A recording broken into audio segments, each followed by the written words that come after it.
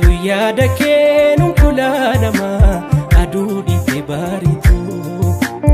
ani dhamee yaada keetiin sakaalamee gachiisu rifniin jiru namni dhamee yaadamee si fannaanamee qalbii na haggaateu soortuu qalbii koo simboosu tume baddee yaanni koo fiigii kottume dagaan gargar caabe deebeen fayyuu wal mararfannaa wal dhaban wayyuu seeda yaada kee gurdumeen ceehuu dadhabaa seeka kee dhabee gungumeen boqonnaa dhabaa yaanni kee barbaadaa naqee qalbii koo waadaa halkan hirribaa dammaqee tan si barbaadaa bakka fedhettuu dawaadhii beekoo si harkaa kulfa kan keetu madaqaa makoonaa fardaa ani kanaafan maraadhee qalbii koo dhabee kuttu sukkumii naaf dhidhiibii lafee qabee si malee anaaf addunyaa na fuudhaa damma keechuu koo lapheensi si malee anaaf addunyaa na fuudhaa damma keechuu koo lapheensi na fuudhaa sansaka sabrii koo furtuu onnee koo dawaa qaamaa fi qalbii kottu hafuura keen dharraa na baasi lubbuu koo furii darbii gadda bahiree koo konnaaf qajeelchi surraa addunyaa koof ta'ii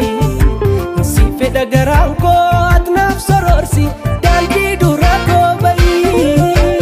galaana yaadaan waliin mararruu halaala teenya waliin dararruu dhibee jaalala marabbaan furraa jaarrafu waliin turraa galaana yaadaan waliin mararruu halaala teenya waliin dararruu dhibee jaalala marabbaan furraa jaarrafu waliin turraa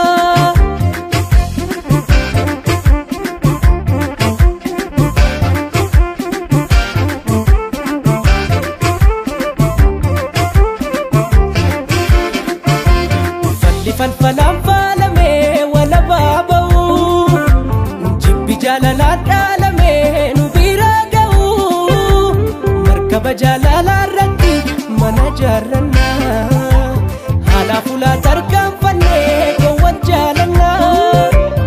isa joojiru koo naaf taatee duniyaa dhuunfaa gadoo hiree koo si toofee narraa urgufaa imala dheeraa si argachuuf duulan taasisuu abburtee seeraa wareegaa mana baasisoo